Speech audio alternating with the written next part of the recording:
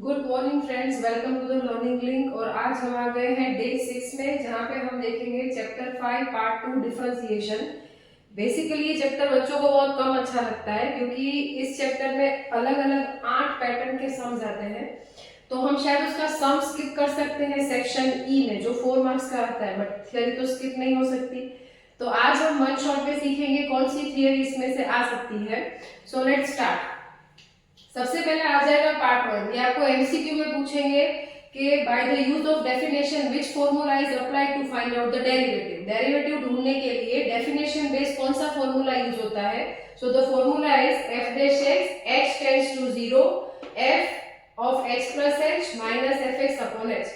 आपको पता होगा कि फर्स्ट ऑर्डर डेरिवेटिव को हम dy अपॉन dx के नाम से भी जानते हैं। तो ये फर्स्ट एमसीक्यू आ सकता है कि by the use of definition which formula is used to find out the derivative. So this is the formula. अंधेरा लग रहा है थोड़ा सा।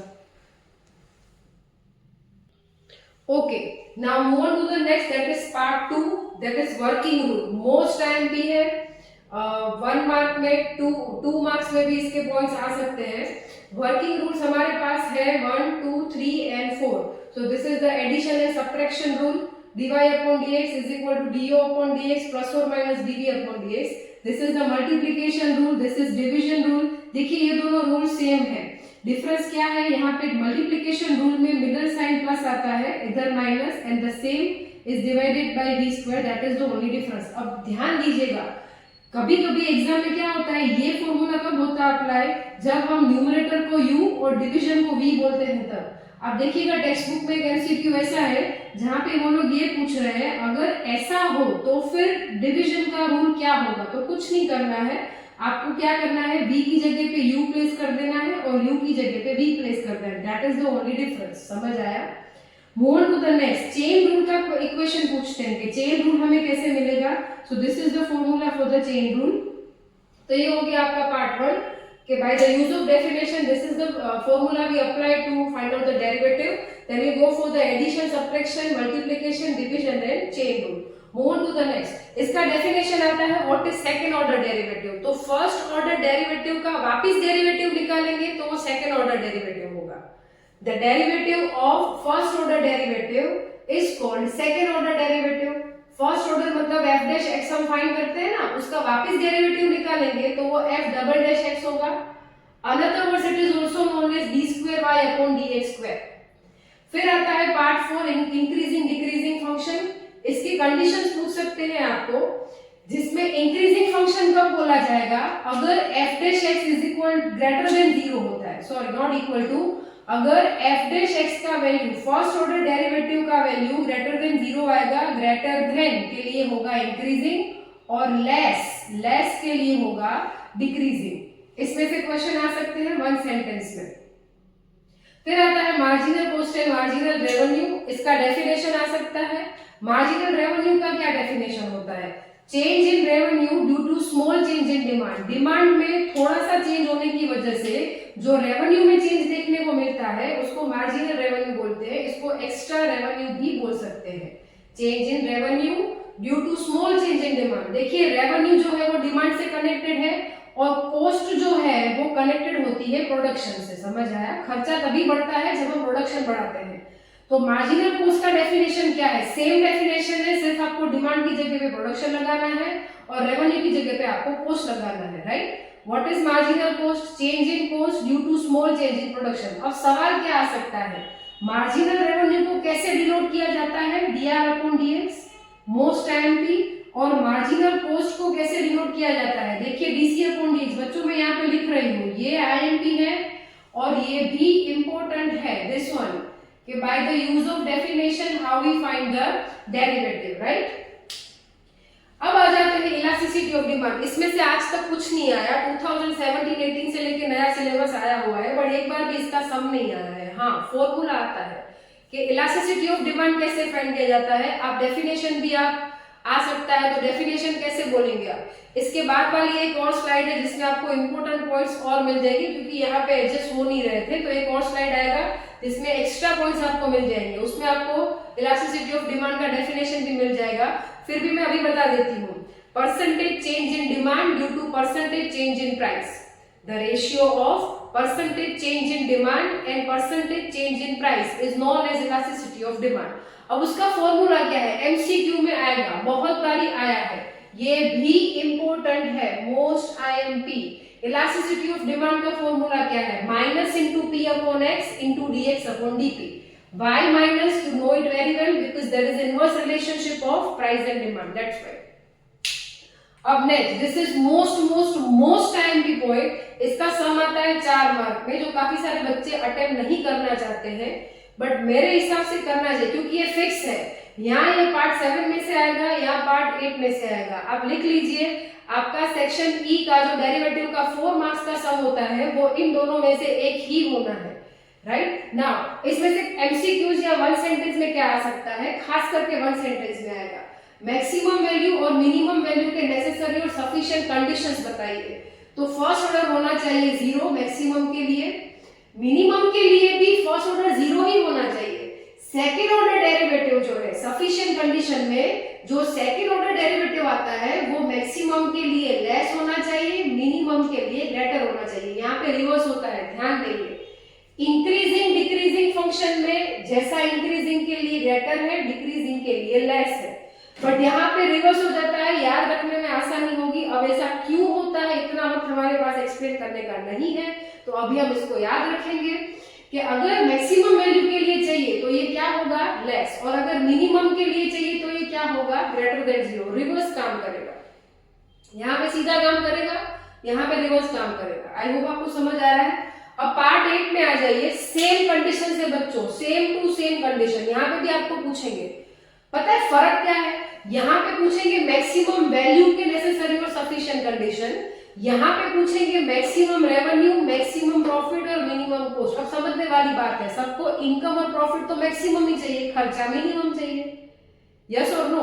तो फिर देखिए यहाँ पे सेम कंडीशन है, फर्स्ट ऑर्डर डेरिवेटिव देखो तीनों में 0, और सेकंड ऑर्डर मैक्सिमम में रिवर्स लेस, और मिनिमम कॉस्ट के लिए रिवर्स ग्रेटर। इसको हम लालो और गगो बोलते हैं। मेरे बच्चों को याद रखने के लिए हम ऐसे सिखाते हैं, ये जो है ये लालो की साइन है जहां से ल बनता है, और ये गगे की साइन है।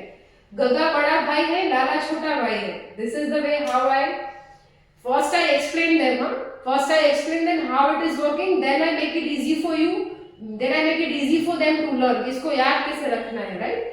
सो देखिए मैक्सिमम के लिए लेस होगा, दोनों में प्रॉफिट हो या रेवेन्यू हो, दोनों में लेस होगा, और मिनिमम के लिए वो ग्रेटर होगा। ये कंडीशन आ सकती है। फटाफट एक और बार देख लेते हैं, चलिए। डेफिनेशन के यूज से डेरिवेटिव कैसे फाइंड होता है, तो this is the formula, h tends to 0 f of x plus x minus fx upon h। Most time भी है ये, और ये एमसीक्यू दोनों में से एक तो होगा फॉर श्योर। अब देखिए वर्किंग रूल में क्या है, addition, subtraction, multiplication, division, chain rule. ये सेक्शन बी में आ सकता है कि डिवीजन का रूल बताइए। यहाँ पे गलती नहीं करिएगा, ये दोनों अलग चीजें हैं, सिर्फ प्लेसमेंट चेंज करना है। यू की जगह पे भी लगाना है, वी की जगह पे यू। देखिएगा क्या दिया है न्यूमरेटर में, जल्दी जल्दी में नहीं। सेकंड ऑर्डर डेरिवेटिव क्या होता है, फर्स्ट का डेरिवेटिव का वापस डेरिवेटिव निकालेंगे तो वो सेकंड होगा, उसको ऐसे लिखेंगे। इंक्रीज डिक्रीज फंक्शन क्या होता है, ये इंक्रीज होता है स्ट्रेट, इंक्रीज के लिए ग्रेटर, डिक्रीज के लिए लेस। मार्जिनल कॉस्ट क्या होता है, डिमांड में थोड़ा सा चेंज होगा। अगर आप डिमांड में थोड़ा सा चेंज होने की वजह से रेवेन्यू में थोड़ा चेंज होता है, दैट इज मार्जिनल रेवेन्यू। और प्रोडक्शन में थोड़ा चेंज होने की वजह से अगर कॉस्ट में थोड़ा सा चेंज देखने को मिलता है तो मार्जिनल कॉस्ट। इसमें से पूछेंगे क्या कि मार्जिनल रेवेन्यू को कैसे डिनोट किया जाता है, dr अपॉन dx, और मार्जिनल कॉस्ट को dc upon dx। Move on to the next. इसका क्वेश्चन आ सकता है minus p upon x into dx upon dp। इसके कंडीशंस आ सकते हैं, और ये कंडीशंस दोनों सेम है। फर्क यहाँ पे मैक्सिमम वैल्यू और मिनिमम वैल्यू वर्ड यूज हुआ है, और यहाँ पे मैक्सिमम रेवेन्यू, मैक्सिमम प्रॉफिट और मिनिमम कॉस्ट वर्ड यूज हुआ है। जानिएगा नहीं, अभी एक और स्लाइड बाकी है। चलिए, तो ये हो गई बाकी की छोटी छोटी डेफिनेशंस और छोटे छोटे पॉइंट्स। सबसे पहले आता है इंक्रीमेंटरी रेशियो। तो यहाँ पे हम कैसे याद रखेंगे, increase in x is delta x, increase in y is delta y, so delta y upon delta x is the incrementary ratio. Rare question में अगर पेपर टफ निकला तो ये सवाल आएगा। What is incrementary ratio, increase in x is known as delta x, increase in y is called delta y. So delta y upon x is called incrementary ratio. Differentiation, बच्चों most time की question है, MCQ में आएगा. The process of obtaining derivative of a function. Process आपको पता है क्या पूछेंगे, ये पूछेंगे कि डेरिवेटिव है वो क्या है, प्रोसेस है, प्रोग्राम है, मेथड है, व्हाट इज दैट. तो आपका आंसर आना चाहिए प्रोसेस. डेफिनेशन आने का चांस कम है बट एमसीक्यू में आएगा. Derivative is what, it is a process, method, program, what is that. So process of obtaining derivative of a function is called differentiation. ये MCQ में आएगा, right? अभी ये जो मैंने कंडीशंस लिखी है, मैंने आपको समझाया था इंक्रीजिंग डिक्रीजिंग फंक्शन, ये उसके कंडीशन MCQ में आ सकते हैं. दोनों कंडीशन सेम है, सिर्फ इंक्रीजिंग में जैसे हमने देखा था, इंक्रीजिंग में ग्रेटर देन है और डिक्रीजिंग में लेस देन है. बाकी देखो दोनों सेम टू सेम है, right. a plus h is greater than f of a and f of a is greater than f of a minus h, and reverse apply in the decreasing function. Next आता है stationary point. Most time भी बहुत बार आया है, इस बार भी आ सकता है. For the values of x where the function is maximum or minimum, that points are known as the stationary points. x की जिस वैल्यू के लिए, x की जिस वैल्यू के लिए आपका फंक्शन मैक्सिमम होता है या मिनिमम होता है, दो पॉइंट्स हमें मिलते हैं. जिन लोगों ने ये सम्स किए होंगे मैक्सिमम मिनिमम वैल्यू वाले, तो उनको पता होगा कि अगर हम एक प्रॉब्लम सॉल्व करते हैं तो हमें x के दो वैल्यूज मिलते हैं, तो उन दोनों में से किसी एक वैल्यू के लिए फंक्शन मैक्सिमम होता है और एक के लिए मिनिमम, तो उन दोनों पॉइंट्स को स्टेशनरी पॉइंट बोला जाता है, right. For the values of x where the function is maximum or minimum, that points are called as stationary points. जिसके लिए मैक्सिमम होता है उसको मैक्सिमम पॉइंट बोलेंगे. देखिए इधर मैंने लिखा है maximum value. For the value of x where the function is maximum, that is maximum point, and for the value of x where function is minimum, that is a minimum point. अगर दोनों को मिलाएंगे तो वो बोला जाएगा stationary point. To values of x. I hope आपको समझ आ रहा है. और जैसे कि मैंने आपको पहले बताया, इलास्टिसिटी ऑफ डिमांड क्या है, ratio of percentage change in demand and percentage change in price. इतना करिएगा, मैं आपको गारंटी देती हूँ आप सेक्शन ए और बी में फुल कॉन्फिडेंस से अटेम्प्ट कर पाएंगे. अगर आपको मेरा वीडियो यूजफुल लगता है तो पूरा वीडियो देखिए, दोस्तों के साथ शेयर करिए, कमेंट करिए. अगर आपको किसी स्पेसिफिक चैप्टर पे या स्पेसिफिक टॉपिक पे आपको एक्सप्लेनेशन चाहिए, कोई डाउट्स हो, चैनल को सब्सक्राइब करिए एंड थैंक यू. और हाँ, ये जो मैं बोर्ड वर्क यहाँ पे करती हूँ वो आपको डिस्क्रिप्शन बॉक्स में मिल जाएगा. Thank you.